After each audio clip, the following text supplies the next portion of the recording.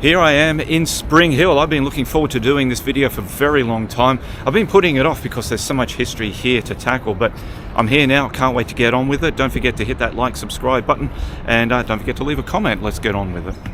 The old windmill. It was built in 1828, and it was designed to grind grain to make flour and meal. The reason why it was put up here, it was on the edge of this escarpment. The land slopes down that way, down to the city. Back then it was just known as the settlement. And it was a windmill, so it was designed to take advantage of this high point to turn the sails to grind the grain. Unfortunately, it's not really a very windy place up here. So Logan augmented the design of the windmill by placing a treadmill next to it, and that was for the convicts to stand on. They would move this treadmill by foot, they're like walking upstairs. But it was very strenuous work, and so it was also seen as a form of punishment. It was in 1841 that two indigenous people, two young men, were executed here by hanging. Their names were Mullen and Ningavel. They were accused of being accessories to the murder of Grenville Stapleton, a surveyor, and one of his convicts by the name of Tuck, down in the Mount Lindsay area. And there were around about 100 or more indigenous people gathered around here to watch the execution. And by all accounts, they were very silent. Someone even wrote, some reporters said that they showed indifference to the execution.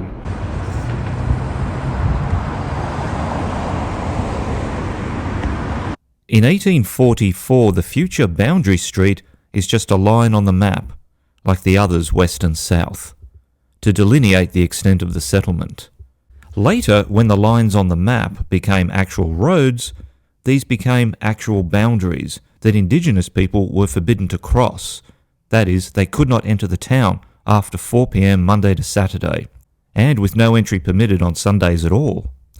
And also in 1844, the future Spring Hill is merely listed as reserved for public recreation.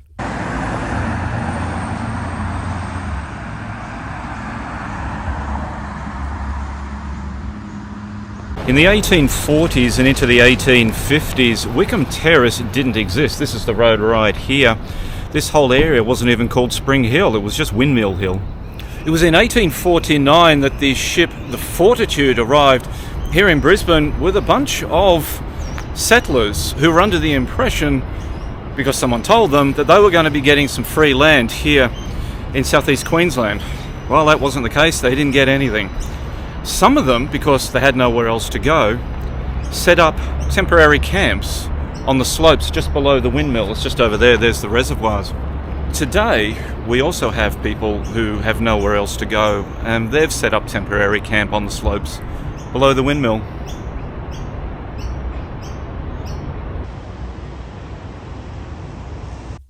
In 1856, the heavily wooded ridges began to be subdivided by the New South Wales government, and they attracted wealthy residents. This was Brisbane's first suburb, and it was mostly without any industrial development. The lots were of about 1 acre each. Pretty soon after development began along Wickham Terrace in the 1850s and 1860s, the area became synonymous with medical practices. There were many doctors and little hospitals and clinics and various apothecaries dotted along here. That medical presence is still here today in Spring Hill.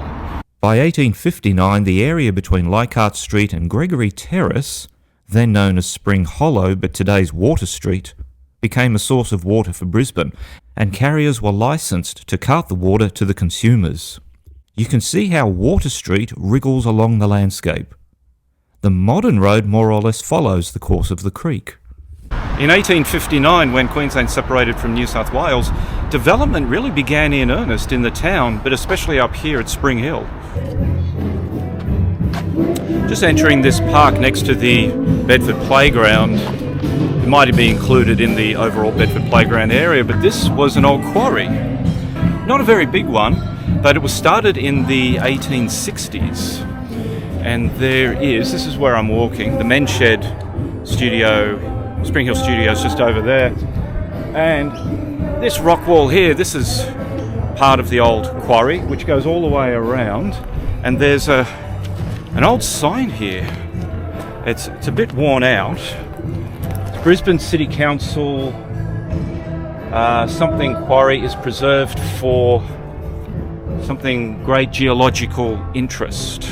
Apparently a lot of the curbstones you see around here in this area and down in Brisbane were made from stone quarried from this Spring Hill quarry.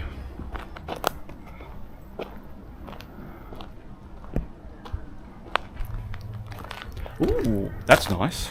Look at this. In the side of the quarry here you can see two very different types of rocks. This is the same rock that's over at Kangaroo Point and at Windsor, and above it is something else.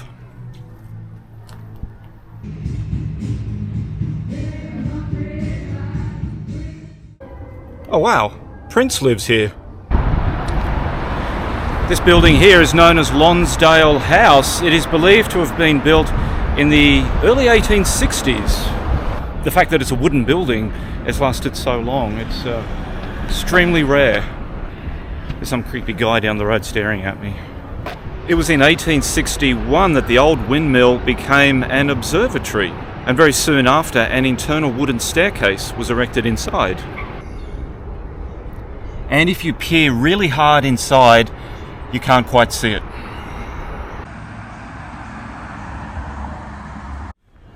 The house behind me here at 281 Wickham Terrace is known as Bryn Tirion.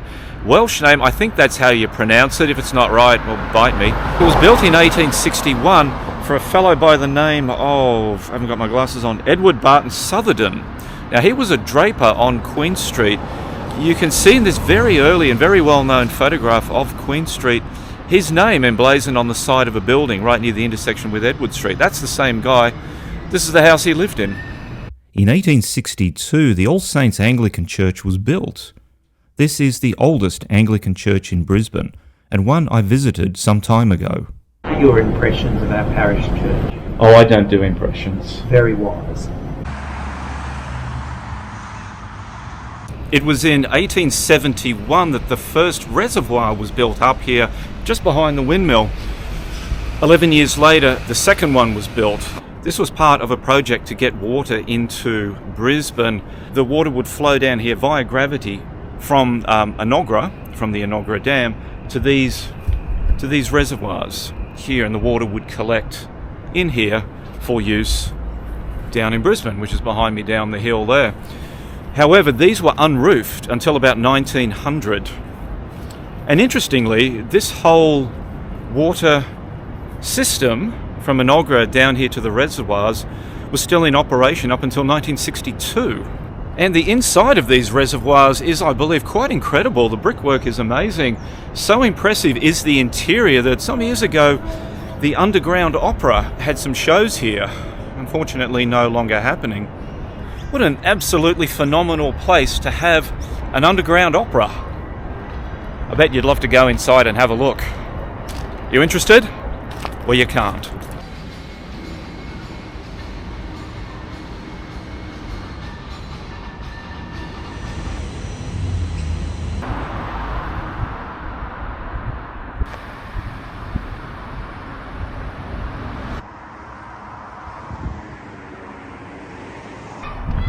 Rogers Street,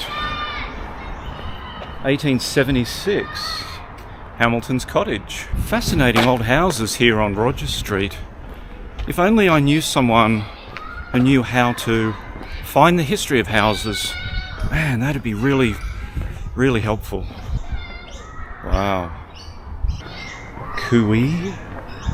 Aren't they sweet? These little old places. No, you're alright, I'll be out of your way in a sec. This... What are they making this one into? It's just a space at the moment for rent. There's some people upstairs. Oh, living in this? What do you call it when you decommission a church? It's No idea. it's no longer like sanctified or something. It's really? Yeah, it's no longer holy ground. It's just a building, so they sold it off in 1978. It's the second oldest church in Spring Hill. Really? Yeah. The oldest one is All Saints, and that's down the hill there, but this one is 1874. This was a primitive Methodist church. Because that's the one thing you don't want to tear down are old historic buildings. Oh, no, they're more solid than anything. Yeah, that's right. And they tell such a story about the Yeah. area. Just arrived at the Spring Hill Hotel, or what used to be the Spring Hill Hotel. It's incredible to think that such an important and huge place here, a landmark in the Spring Hill area, has been derelict for quite a number of years.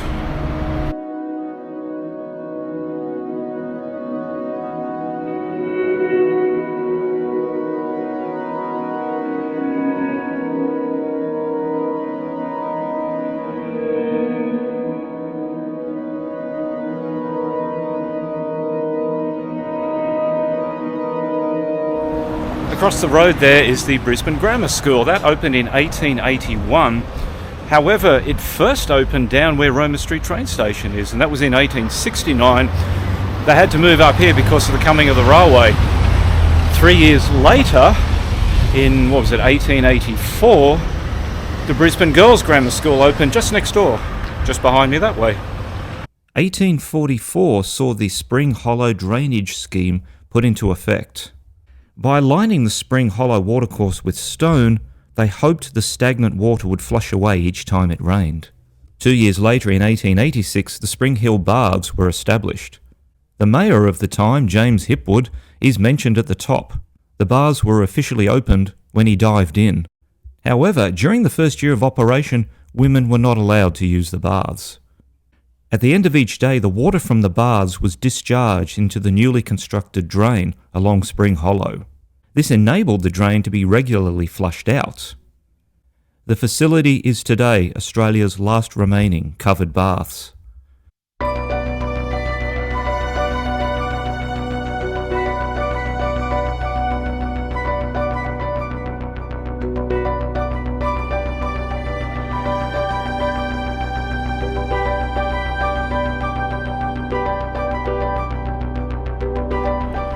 Built 1887 to 1889, St Paul's Presbyterian.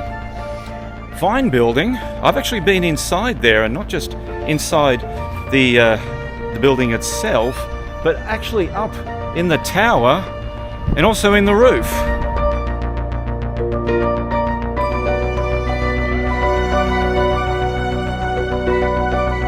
All according to Luke and John. All right, made it up into the bell tower. That tells you who made it and who donated So it. that's John Warner and Sons, London. Through here, there's a little crawl space, and I'll get some light into it, and I'll show you what's in there. All right, going in. Are there any spiders? What's that? Did I just knock something? No, that was me. Oh, that was you.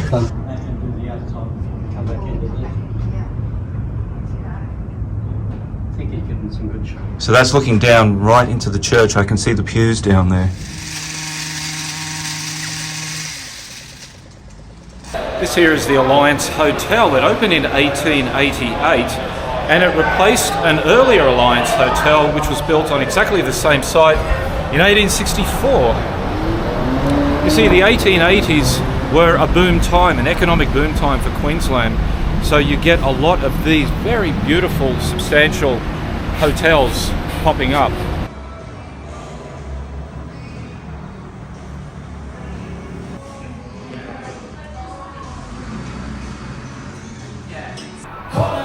Something I've just been told about the old bar that used to be here at the Alliance Hotel. This line you can see on the ground here, that old concrete bit there, that's where the old bar used to be. And then it goes around that side, has a big curve on it here. Very, very cool.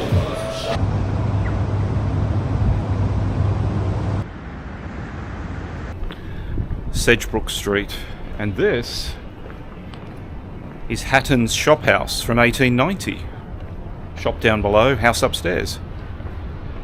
Looks like it's being done up too, although there's someone sitting in there.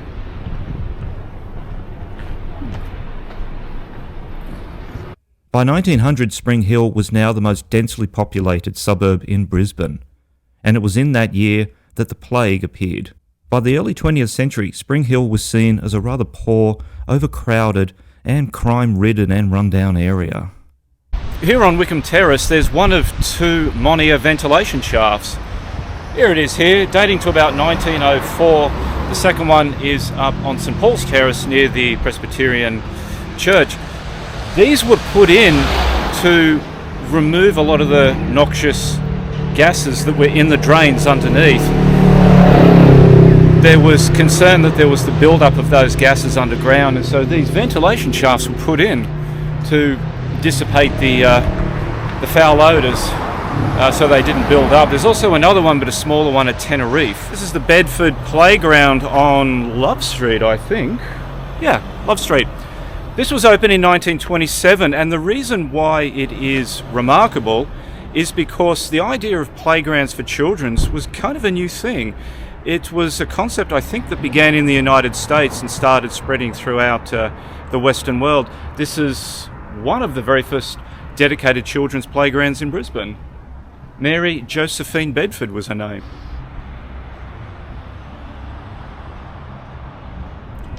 In 1934, the old windmill became the site of the first television test transmission. I bet you'd love to go inside there and have a look as well. Well, you can't. You're not allowed in there either. World War II bomb shelter, now used as a, well, I thought it was a bus stop. I think it's just a place to hang out. The windmill is just over that way there.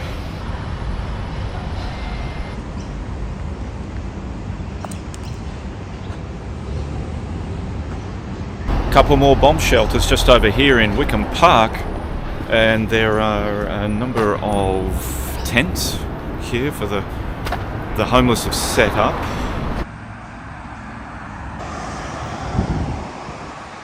On the corner of Bradley Street and Wickham Terrace, and there's another bomb shelter just over the road there. That's 1, 2, 3, 4, maybe 5 bomb shelters I've seen so far.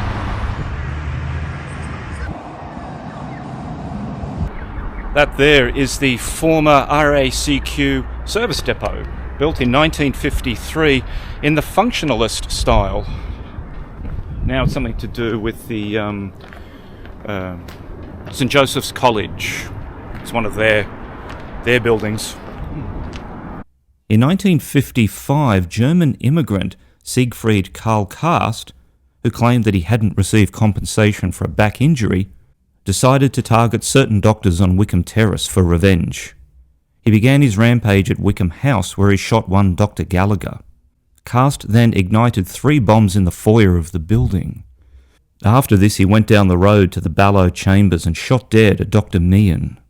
He then shot and killed Dr. A.R. Murray, after which he tried to detonate a bomb. He shot himself and later died in hospital.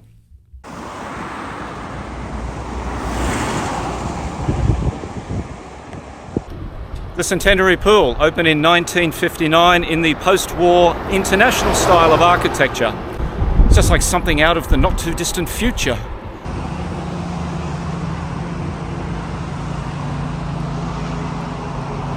Sportsman's Hotel. This opened around about 1964. However, there was an earlier hotel on this site from 1866. The original one was known as the Sir John Young Hotel. It eventually became the Royal Arthur Hotel, then the Sportsman's Arms, and then finally the Sportsman's Hotel. Today, this is Brisbane's centre of drag queen entertainment and culture.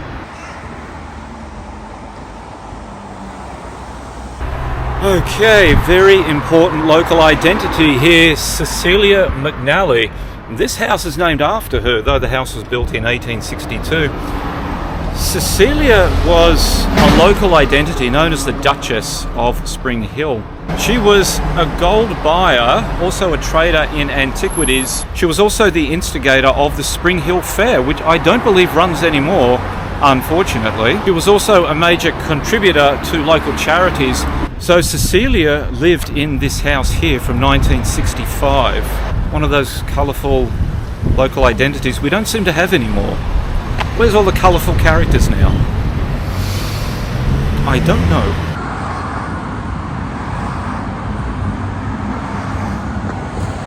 On the 22nd of September 1976, William Wilson went on a shooting spree along Boundary Street. He had apparently been rejected for membership in a model plane club. He killed 2 people and wounded 4 others. He then went to a house at Kelvin Grove and took 5 student teachers inside hostage.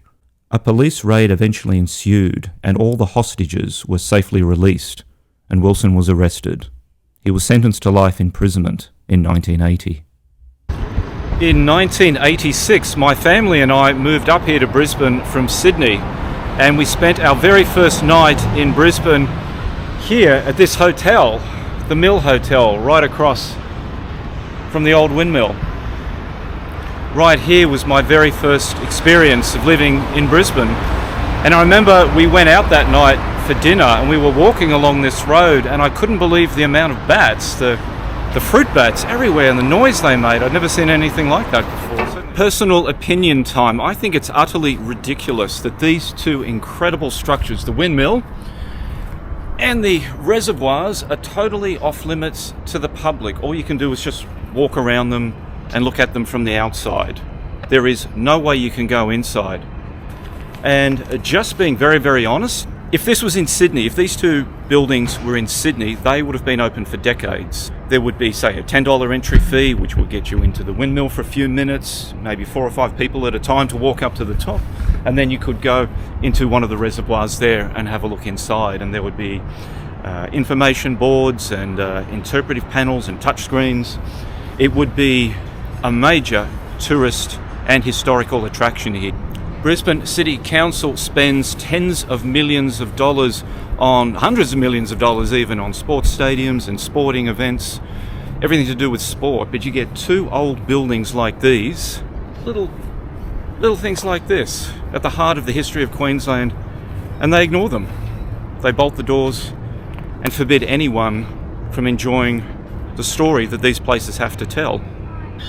These 2 buildings are so close together, it's stone's throw, less than a stone's throw from each other. There's a stone. No, stone. This is how close they are together, stone's throw distance.